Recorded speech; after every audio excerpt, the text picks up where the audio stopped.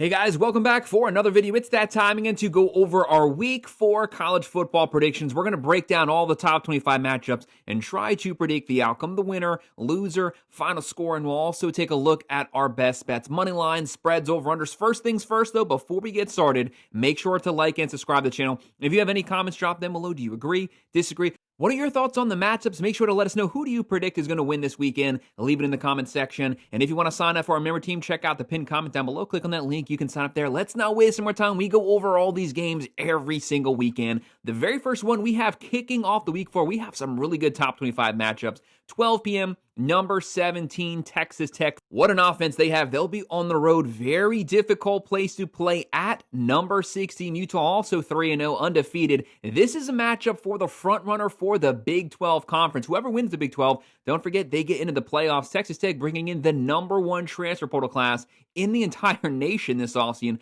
A lot of hype here. Great coach. Morton slinging the ball up and down the field. One of the highest scoring teams in the country. They got a solid win this past weekend. Prior to that, they were scoring, 60, 70 points a game. But this is a massive step up in the competition. Kyle Whittingham, one of the most underappreciated, longest tenured coaches in the country. He always has a good defense.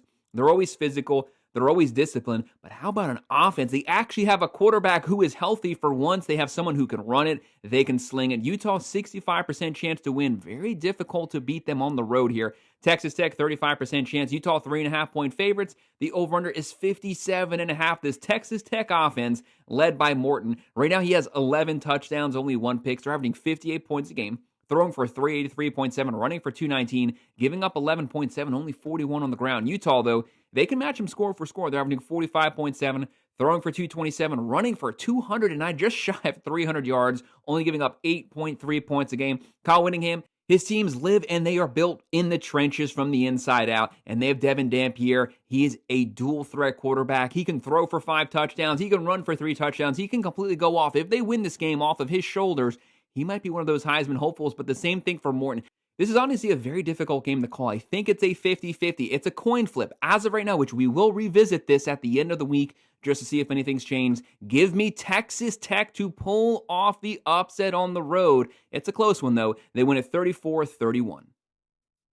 And our next game at 12:45 p.m., 2-1 UAB on the road versus number 15. They didn't even move at all coming off their loss to Georgia. The 2-1 Tennessee Volunteers. Very difficult to win in Knoxville. Georgia pulled it off. I highly doubt UAB will be able to. Tennessee, 98.7% chance to win. UAB, a 1.3. The Volunteers, 39.5-point favorites. That's a massive spread. The over-under here is 67.5. The big question mark that comes to mind is, what is the emotional leftover? What's the hangover from that Georgia game? You had the game, you missed the field goal, lost it there, but it was your game to take. Is this a little bit of a letdown? How does Josh Heupel, how does he get this team to rebound, to respond? They're still very much in it. They're still in it in the SEC, and they're number 15. They're still in it for a potential return back to the playoffs just like they did last season. You got to love Joey Aguilar, though, having a great season. Threw for well over 300 last week, 63 of 95, 9 touchdowns, 2 picks. He's not a dual threat, but he is a mobile quarterback. Kitna on the other side, 6 touchdowns, 3 picks, a lot of turnovers here. You don't want to turn the ball over to this Josh Heupel offense. One of the best offensive minds in all of college football. Right now, UAB, 35.7 points a game, giving up 36, so their defense is getting scorched left and right. Not a good makeup here. Tennessee, 52.7 points a game, throwing for 358, running for 210, giving up 29 points a game. They also have a questionable defense, but obviously a massive talent disparity here. Either way, Tennessee should win this one handily. I have the Volunteers winning 49-13.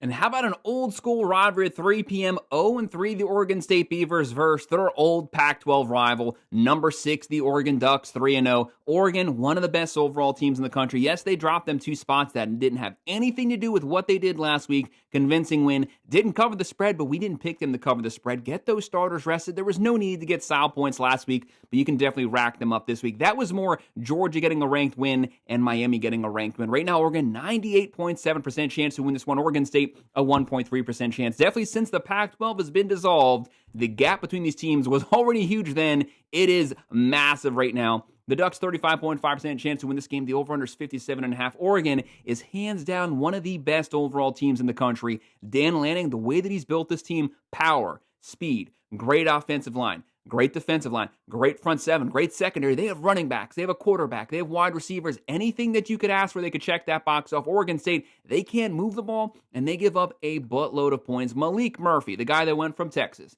to Duke, he's at Oregon State right now. He is not doing too well. They're averaging 18.7 points a game. They are throwing for 305. He has 6 touchdowns and 5 picks. Do not turn the ball over versus this Ducks defense. The offense will turn into the points. They're giving up 38.3. So what can you really say there? Ducks are averaging 54, throwing for 256.3, running for 247, giving up 10 points a game.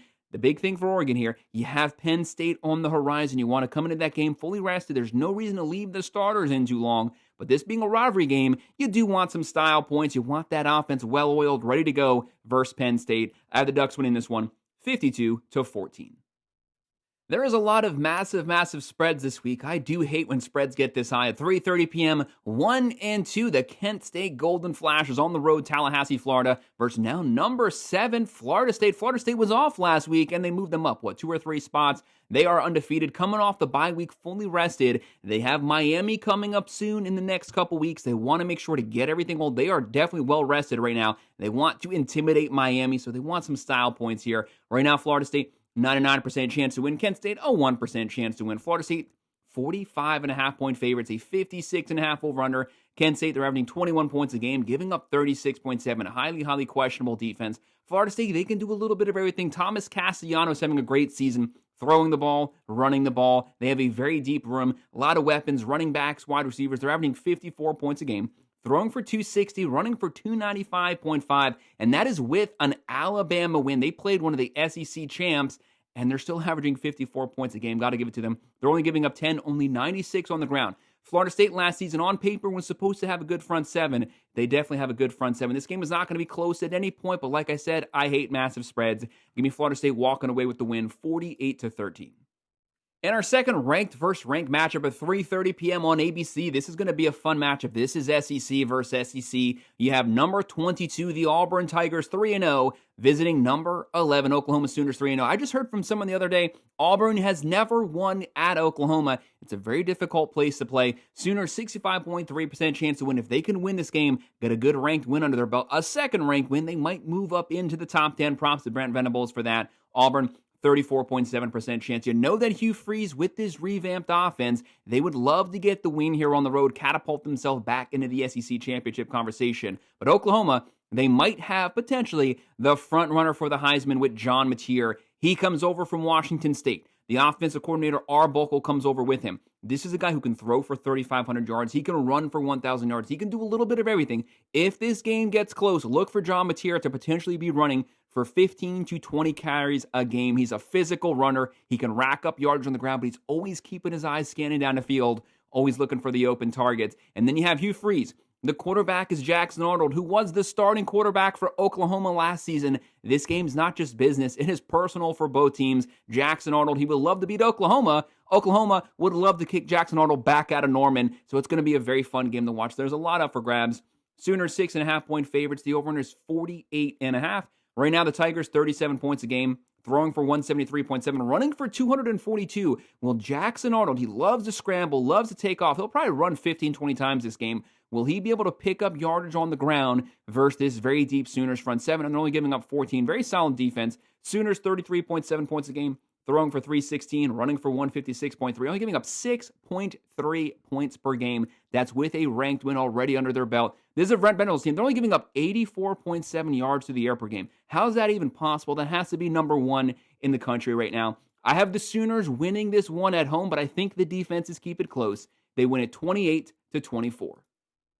And at 3:30 p.m. on ESPN, the 3-0 Tulane Green Wave. Do not underestimate Tulane. They are undefeated. They have 2 Power 4 wins under their belt. They beat Northwestern. They beat Duke last weekend. Retzlaff at quarterback. Very good quarterback. Transferred over from BYU right before the season started. He can throw it. He can run it. Dual threat quarterback on the road versus number 13 Ole Miss 3-0. They got a big upgrade in the rankings. The big question here for Ole Miss is, who's going to be the quarterback? Obviously, Austin Simmons banged up last week. Trinidad Chambliss comes in. This team never looks back. He had some turnovers, but so does Simmons. But he was chucking the ball. He had like 370 yards passing. You know you got Lane Kiffin. You're always going to have one of the best offenses in the country with him. He's one of the best offensive minds in college football. But this Ole Miss defense, this is not the top 10 defense they had last year. They were getting after it last season. They took a little bit of a step back, but they lost a lot of pieces. He's been working the portal. He's been recruiting, setting a strong foundation, but Tulane might be able to get some points here. It's going to be very hard to keep Retzlaff down because he's going to be scrambling a lot,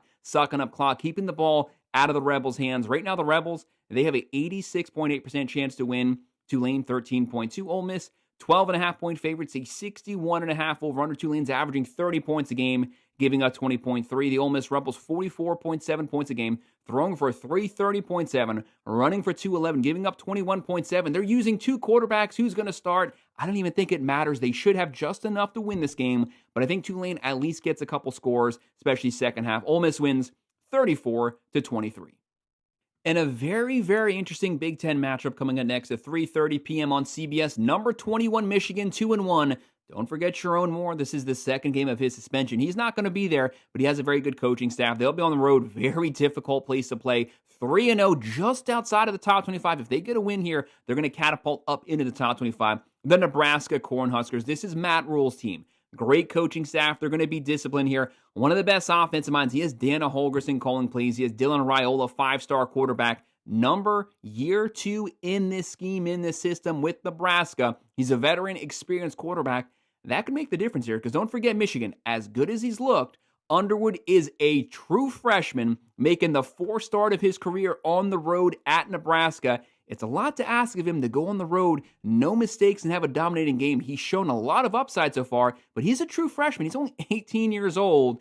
Dylan Raiola, he's the veteran here. If this game is close, that could make the difference, whoever has that final possession. Nebraska's the underdog. Michigan on the road, 2.5-point favorites, 45.5 over-under. Nebraska, 50.3% chance to win. The Wolverines, a 49.7. That is truly a 50-50 split down the middle with the fans. The Wolverines, 36.7 points a game, throwing for 209.3, running for 242.7. That's what Sharon Moore wants to do. Run the ball, use the line of scrimmage, offensive, defensive lines, play good defense, keep the score low, but suck up clock, 8 to 10-minute possessions. They're only giving up 14.7 points a game. But Nebraska wants to do the same thing. They just have a couple more weapons on offense to get more first downs. Raiola just shy of 900 passing yards so far. They're averaging 49 points a game, throwing for 366.3. They have not abandoned the run, though. Still running for 178.7, almost averaging 550 yards of total offense per game. They're only giving up 8 points a game. Even though I respect Michigan, a lot of veterans on this team, I got to go with the veteran quarterback, which will be found on the Nebraska Cornhuskers, and they're at home. Give me Nebraska winning a close one, pulling off the upset, 28-26. This is going to be a fun game to watch. Then at 3:30 p.m., the 2-1 Purdue Boilermakers on the road versus the 0-2 number 24 Notre Dame. Notre Dame, tough schedule the first 2 weeks. They lost to Miami. They lost to the Aggies. They play two ranked teams, two top 20 teams, Miami being number 4 right now. They lost both those games. They're going to be out for revenge. Marcus Freeman, 0 room for error. You cannot afford to lose one more game this season. You need some chaos because you don't have a conference championship because you're an independent, and you need USC to continue to win because if you can beat them, win out, you still have a potential shot to make the playoffs, but the only thing that you can do is win, get some style points. You need that offense to unload, and what happened to the Notre Dame defense? They got to get things back on track. One of the best secondaries in the country. Secondary has to lock down, let that front seven pin their ears back. Notre Dame, 93% chance to win. Purdue, 7% chance. The Irish, 26.5-point favorites, a 54.5 over-under. Purdue, they're averaging 27.3, giving up 16.7. The Irish, they got to get all their stats up. 32 points a game, throwing for 257, running for 114.5. They have to get the ground going. They have a good offensive line. They got to learn to lean on opponents second half. Denbrock as the offense quarter, very experienced. Love, Pierce, one of the best 1-2 running back combos in the country. Let that lead the team. Let the run game open up the play action for C.J. Carr. They're giving up 34. Last season, Notre Dame gave up 12 points a game, a top 3 defense. They lost some pieces, but they didn't lose that much. Look for Notre Dame to rebound with a dominating win here, 42-17. At 4:30 p.m., 2-1 Temple coming off of getting run all over by the Oklahoma Sooners. They'll be on the road versus number 18. Welcome to the top 25, the Georgia Tech Yellow Jackets. We said last week, why on earth is Georgia Tech not ranked? The committee purposely holding this team out. You got to give this team some respect. Coming off of beating ranked Clemson, Georgia Tech 92.1% chance to win. How do they respond off that solid win last week, off of now being a top 25 team? Everyone's going to be bringing their A game now. You kind of have a target on your back. Temple, 7.9% chance to win. Georgia Tech, 24.5-point favorites, a 52.5 over-under. Temple, 33.3 points a game. The Owls are giving up 19.7. Georgia Tech, 36.7 points a game. Throwing for 270.3, running for 230.0, only giving up 17.7 points a game. What I love about Brent Key's team here is the physicality in the run game. Haynes King almost 300 yards running, and he completely sat out one game. He's going to carry the ball. If it's a close game, he'll carry it 20, 25 times a game. He'll get 100 yards on the ground, but he'll still get 250 yards passing. Dual threat quarterback can do a little bit of everything, and you also have Haynes at the running back position, one of the best running backs in the ACC, one of the best running backs in the country also. Georgia Tech should easily be able to win this game. Continue to give this team praise, and they're an underdog, a dark horse potentially to compete for an ACC championship, which means they might be looking at a playoff berth this year. Georgia Tech wins this one 44-16. And this is a very difficult game to call. 7 p.m., the 2-1 South Carolina Gamecocks on ESPN visiting number 23. Welcome to the top 25, the 3-0 Missouri Tigers. How about Drinkwitz? What he does with the talent on his team, 3 stars, couple 4 stars sprinkled in there. He gets the most out of his players. He adapts his game calling, his play calling to whatever the skill set is on his roster. He lost Burden from last year's team. He lost Cook, and still, this team has not missed a beat. They might be even better this season. Back-to-back 10-win seasons. They're going to be hosting South Carolina here. Shane Beamer, they had a great year last year. Came out of nowhere, just barely missed the playoffs. Came into this season with a lot of hype, but they now find themselves out of the top 25. How did they respond coming off their first loss of the season last week? Sellers, we don't know if Sellers is even going to be playing this game. I don't think he was necessarily off to a hot start. He was missing wide open receivers. That offense has to get things under control, but we don't even know if he's starting. A lot of question marks here, a lot of unknown variables. Right now, Missouri, 80.2% chance to win. The Gamecocks at 19.8. The Tigers, 13.5 point favorites, 46.5 over-under. Gamecocks, 23 points a game, giving up 17.3. Missouri, look at these numbers. 51.7 points a game, throwing for 284.7, running for 302.3. One of the best rushing teams in the nation, top 5 overall, giving up 15.7. Only 100 passing yards, only 91.3 on the ground. They have Prabula, who's having a great season, 7 touchdowns, 1 pick, 800 yards passing. And Hardy, almost 500 yards through the team's first 3 games. Gotta love that. I have the Tigers winning this one, 28-17. This next game is our college game day matchup, 7:30 p.m. on ABC. This is a fun one for Florida football. 1-2 Florida Gators on the road versus number 4, the Miami Hurricanes, 3-0. Honestly, guys, how's Miami not ranked higher right now? But it is what it is. The Hurricanes, 75.2% chance to win. The Gators at 24.8. Do not underestimate the Florida Gators. They looked atrocious last week on the offensive side, but their defense has been playing some really good football. They had 5 picks last week, and they only gave up 20 points, 7 of those being a pick 6. So Florida Tech only gave up 13 points. The defense is playing good, no matter who they're playing. It's the offense that's completely sputtered out, but if you've learned anything about the Florida Gators, Billy Napier probably on his way out. His seat is so hot right now. The guy's burning. His pants are on fire. But this team rallies around Billy. They will play for Billy Napier. Miami's going to get Florida's best, even though DJ Lagway threw 5 picks last week, which almost seems a ridiculous number, but that happened. 5 interceptions last week. You're going to get a much improved DJ Lagway, in my personal opinion, this game. He's not going to have that happen. Miami wishes he would have saved that for this week, but it happened once, not going to happen again. Miami 7.5 point favorites, a 51.5 over-under, but Florida, do not underestimate the Hurricanes here. Hands down, one of the best overall teams in the nation. Mario Cristobal versus Billy Napier. Florida's averaging 27 points a game, giving up 12.7, only 87 on the ground. It's going to be hard to shut down this Miami offense. One of the most experienced quarterbacks in the nation, Carson Beck, 2 years starting at Georgia, 1 at Miami. Shannon Dawson as the offensive coordinator. Heatherman as the defense coordinator. Much improved defense. One of the best offensive lines in the nation. Some might say the best offensive line.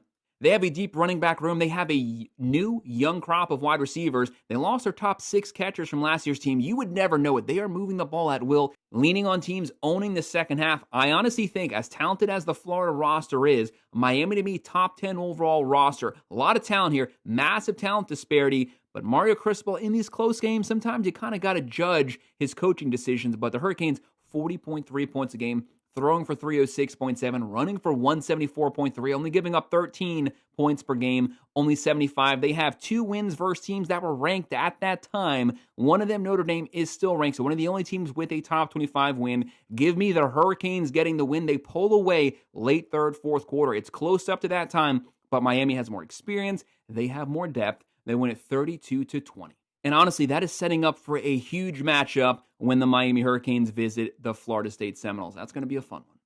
And how about another top 25 versus top 25 matchup? NBC, 7:30 p.m., Big Ten versus Big Ten. Frontrunners here. We know who was the underdog last season going into the playoffs. That was Indiana. Some people are saying that Illinois is the 2025 version of Indiana. Well, now we get to have them battle it out. Number 9, the Fighting Illini, 3-0, visiting number 19, the Indiana Hoosiers, 3-0. Both teams undefeated. You have Brett Bielema versus Curt Cignetti. Curt Cignetti, they're going to be the favorites here. You know what he always says. All the guy does is win. Hoosiers, 62.8% chance to win. If they can win this, they might jump all the way up into the top 10 because the Fighting Illini right now are ranked number 9 for some reason. The Fighting Illini, 37.2% chance to win. Both these teams, very experienced quarterbacks.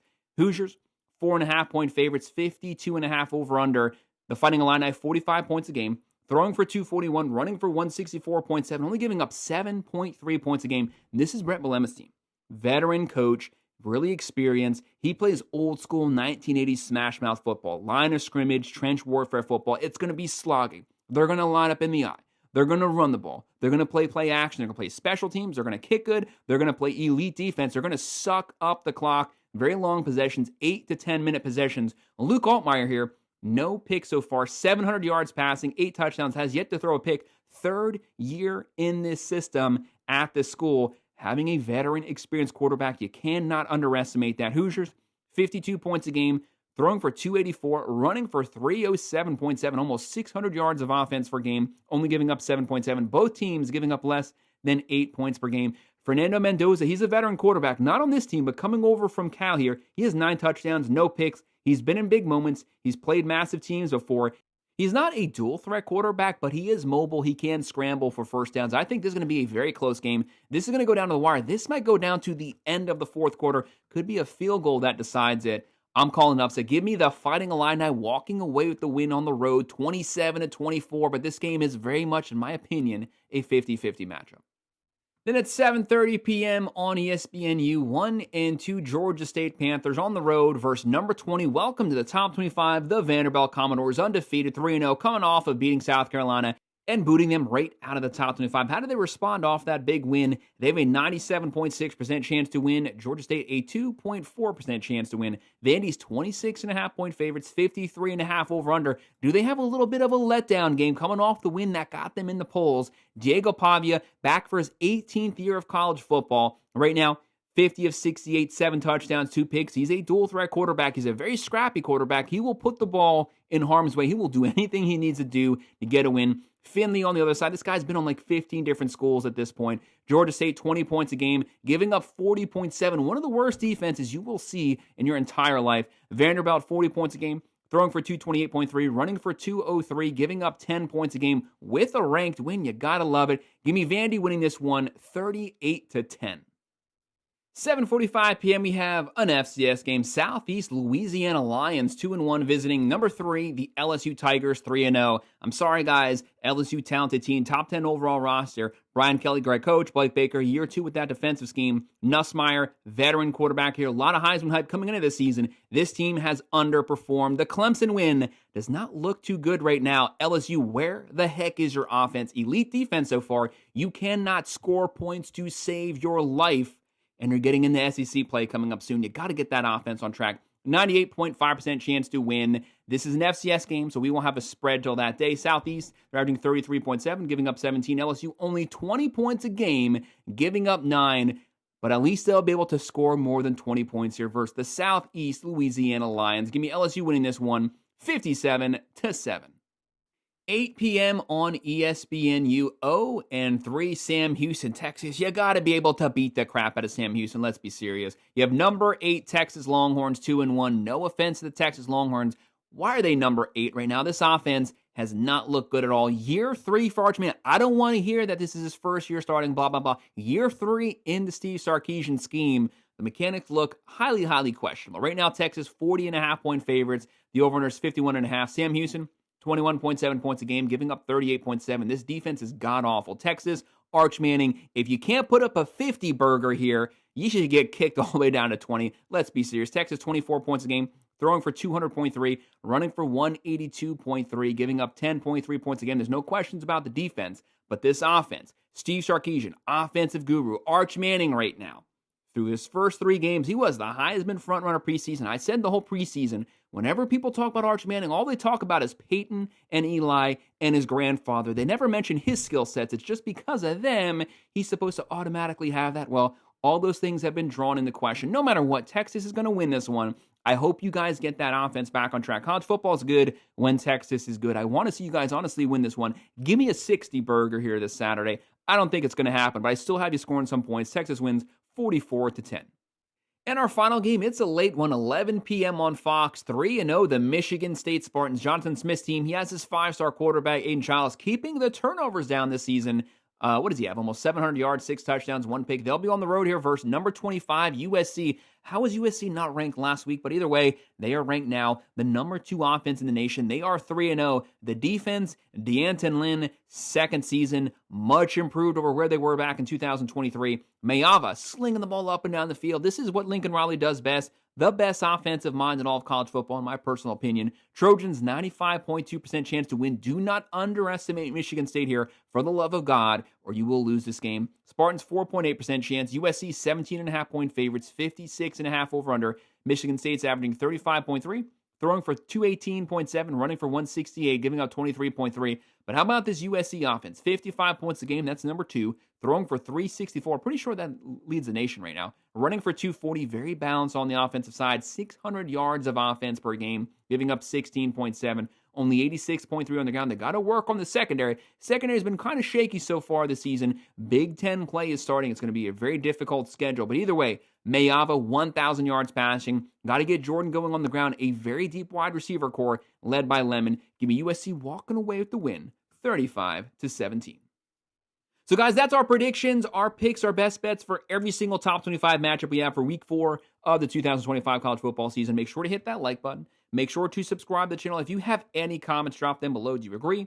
Disagree? What are your thoughts on these matchups? Let me know what games you pick. What are your picks this weekend? Let me know in the comment section. I will respond to every comment. If you want to sign up for one of our member teams, check out the pinned comment down below. Click on that link. You can sign up there, and I would appreciate it. Of course, as always, thank you guys for watching.